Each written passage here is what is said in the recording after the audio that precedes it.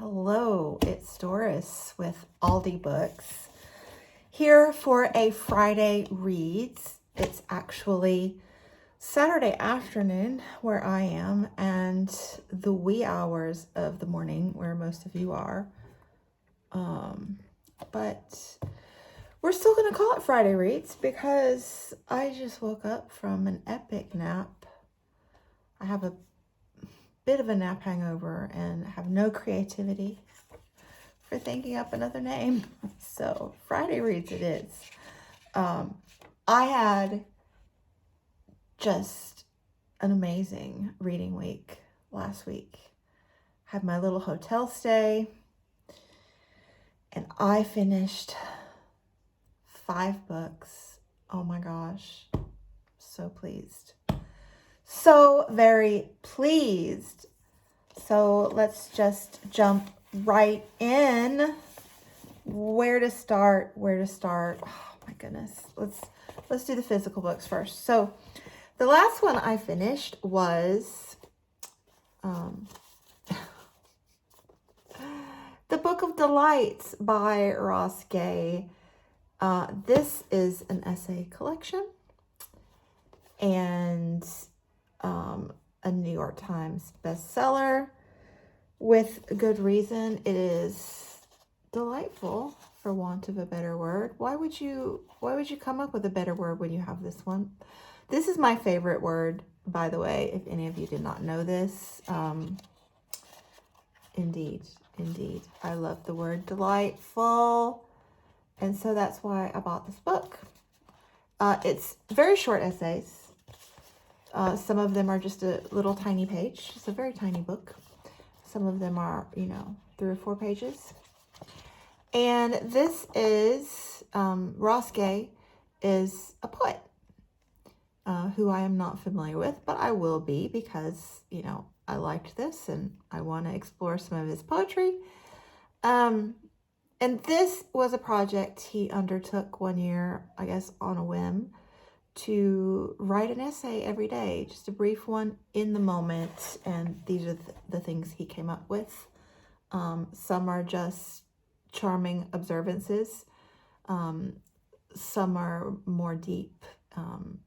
His thoughts on society and how he fits into it. But all of them have just, a little, even when they're focusing on negative aspects of life, he has an upbeat approach to these things, which I appreciate. And I dog-eared this book right here, this page. So let's see what I dog-eared. Oh, yeah. Yeah.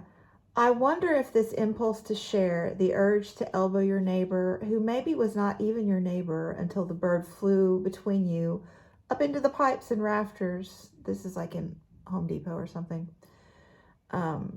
You did not notice until you followed the bird there, is also among the qualities of delight.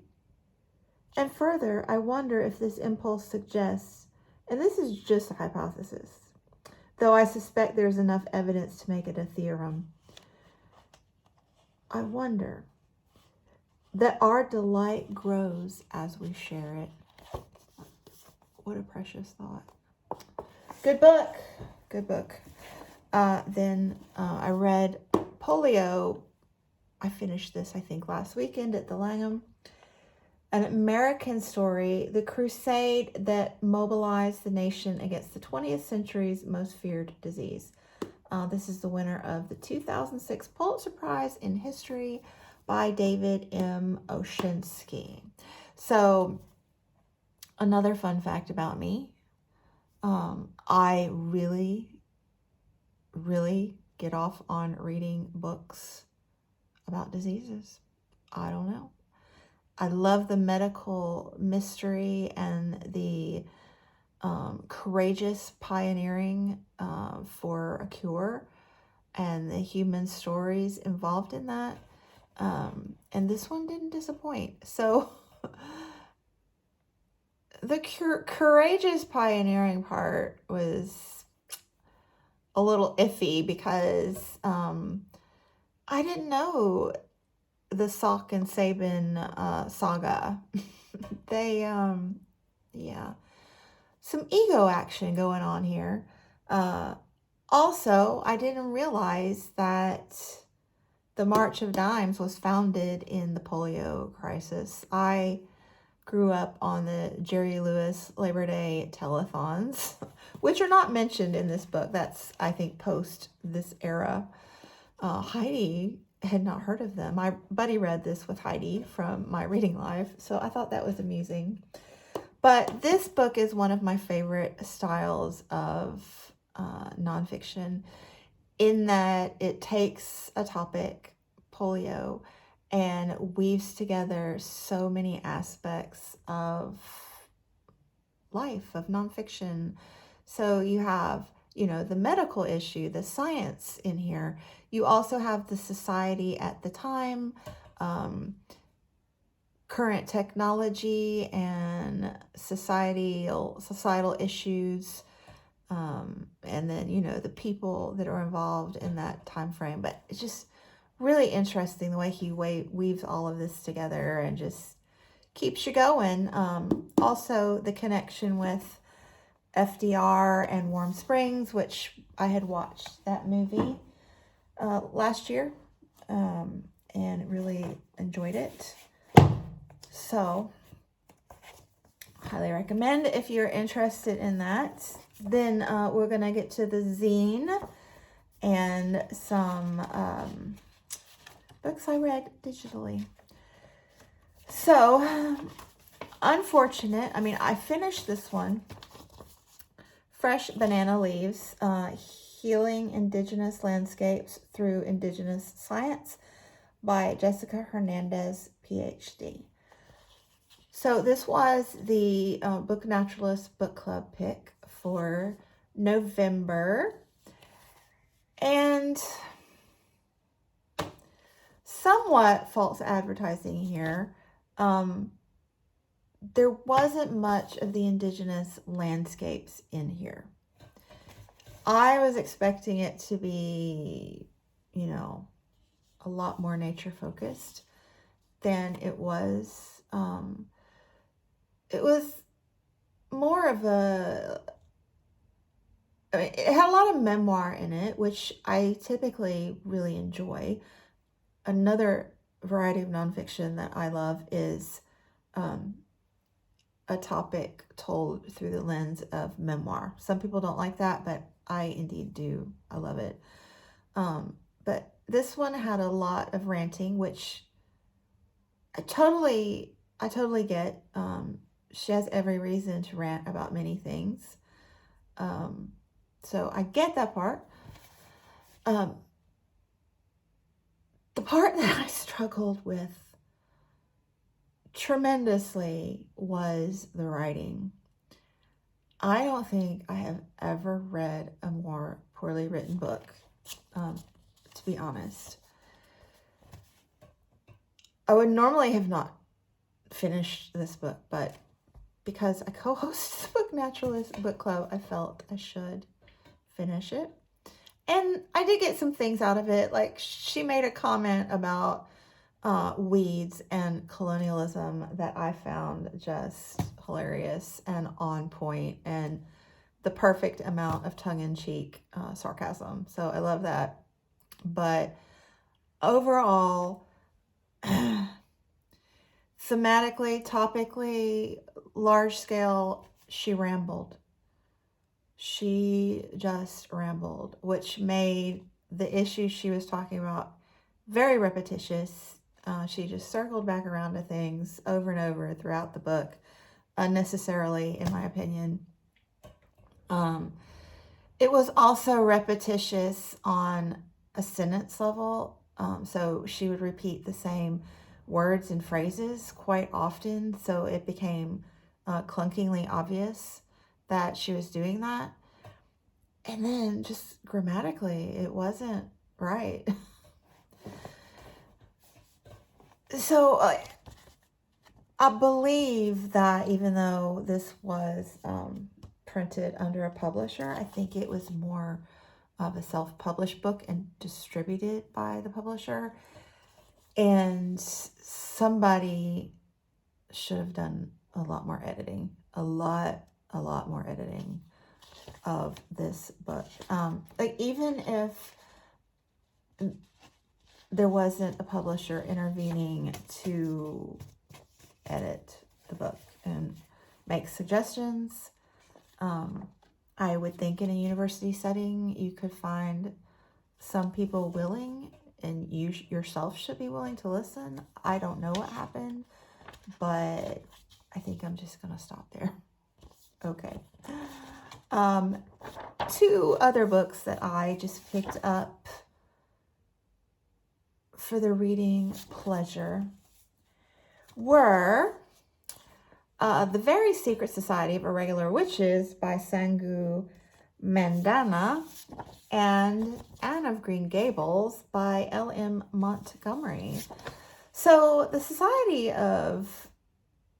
Very Secret Society of Irregular Witches, I had seen multiple times on BookTube, and finally the FOMO reached out and grabbed me.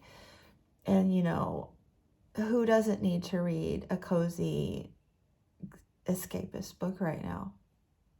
I certainly do. This one was spot on, delightful, charming. I loved it. So you have this Very Secret Society this is set in the UK, current at times, contemporary for the most part. I think it's contemporary. But there are actual witches. So it's a little bit of a fantasy. But I think if you don't like fantasy, you would still like it, because it's just really a contemporary found family / romance. The romance is very non-spicy. It's just part of the coziness of the story for the most part. But the witches are real, but they're not allowed to associate with each other. They get together once every 3 months in a different spot each time to chat, but by and large, they don't hang out together because magic, can cause problems, especially when it congregates.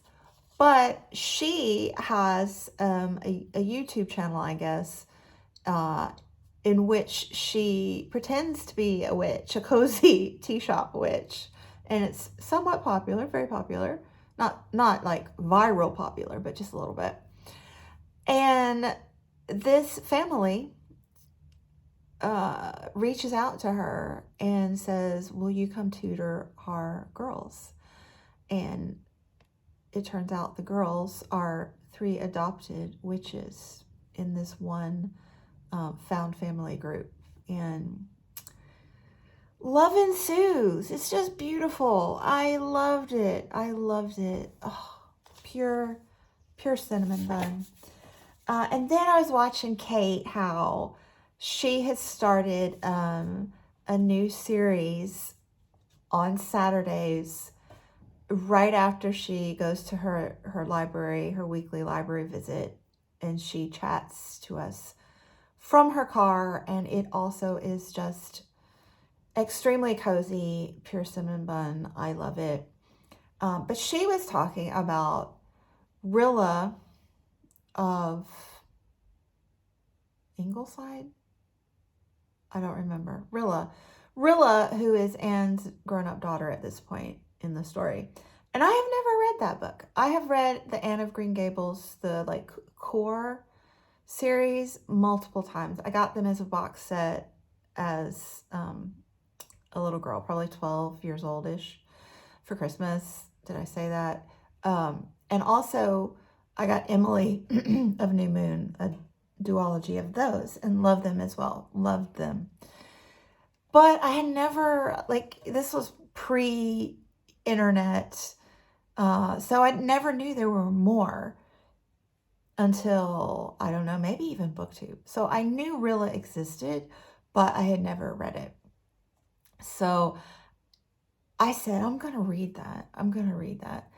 And when I started looking, I could not remember which, because there's more Annes too as a grown-up Anne. I only read the Anne as a little girl, young woman.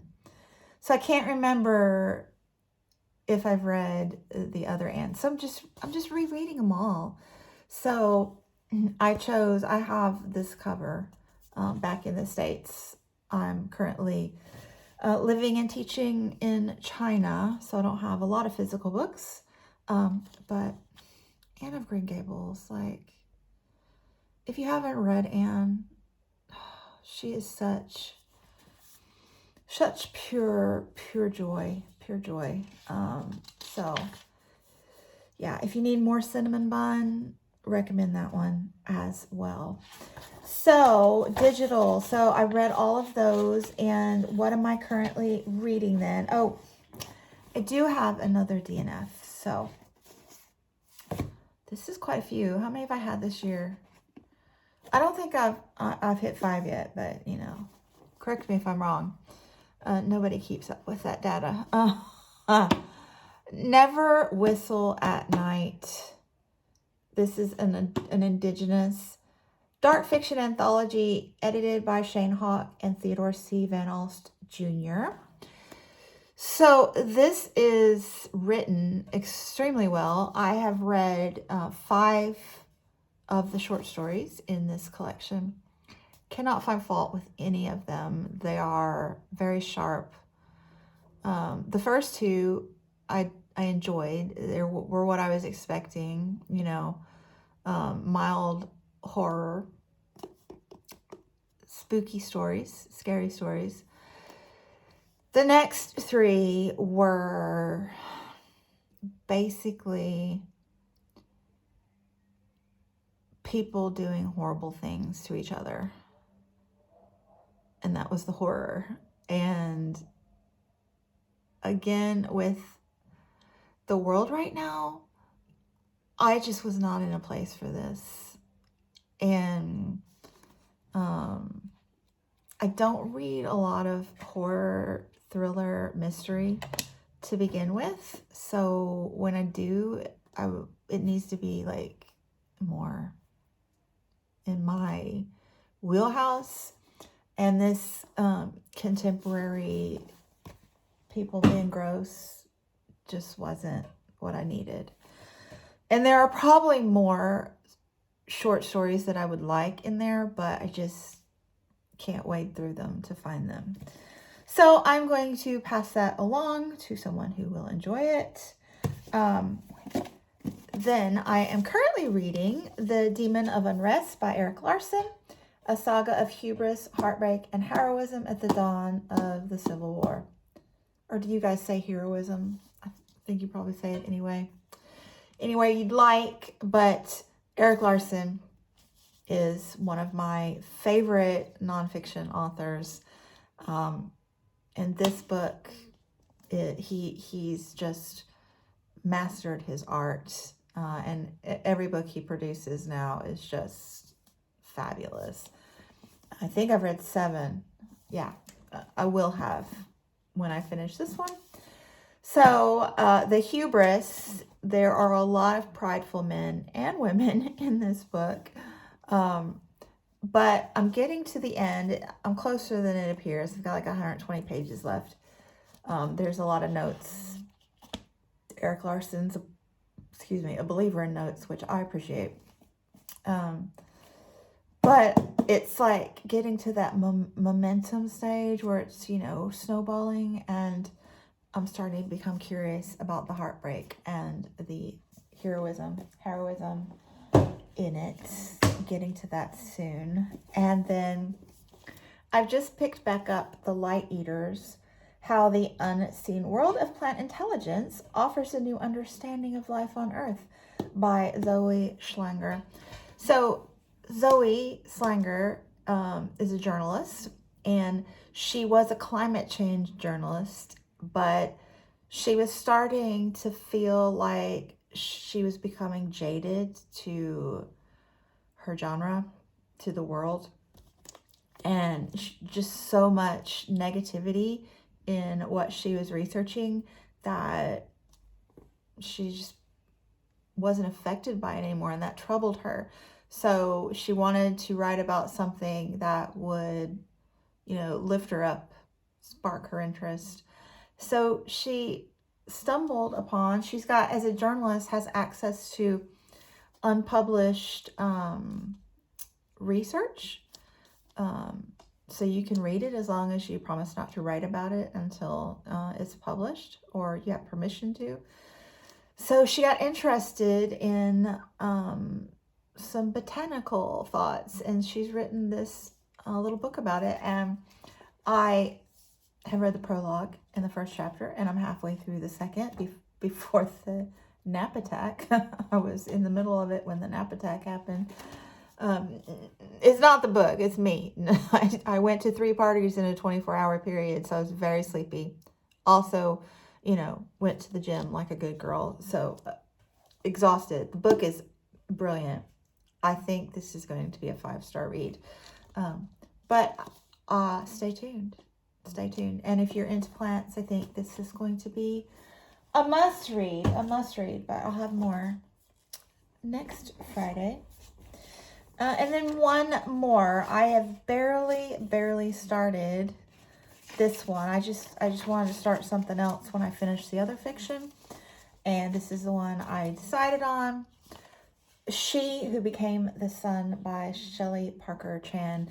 I have only read like 2 pages of this, and I'm pretty sure I saw it on Reagan from Peru's Projects channel and one of her like favorite fantasy videos, and I think it's Chinese-based fantasy, but the first couple pages were really beautiful writing, really beautiful. So we'll see. Hopefully I'll get a little deeper in that one today, and I'm feeling the urge to pick up something new, so who knows what I'll be reading next Friday. But thank you so much for watching, and I will be back soon. Bye. Here's my filming view, and if you're still here, leave a sock emoji because it's a little chilly, and I'm about to put on these super cuties. That's like me in cat form with little glasses. Oh, I love stripes. And we need a new Christmas tree. That one only made it 2 years, but 2 years is great. Okay, anyway, sock emoji if you're still here.